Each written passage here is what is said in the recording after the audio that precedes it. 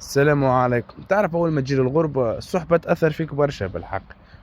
نذكر اول ما جيت للغربه فهمتني، ما نعرف حد شكون باش تعرف كلم اصحابك اللي تعرفهم من البلاد، تعرفهم متغربين في البلاصه اللي انت فيها، وما تحبش تبقى وحدك ما فاهم شيء. كلمت اصحابي يا سيدي، اللي هم ما يتسموش اصحاب راه. كلمتهم تلاقينا منهم، انا واحد جاي من البلاد، جاي الغربه جديد 100% تحت شويه فلوس باش يمنع روح. اول سؤال سالوا لي عندك فلوس؟ قلت لهم عندي فلوس. وجاي من البلاد جديد، ما نعملش الفرق ما بين الاورو وما بين الدينار، فهمت؟ تقول لي حاجه فهمتني بديس اورو في بالي يعني ب 10000 وحاقرها، فهمت؟ نقول الناس تخلص ترى قداش.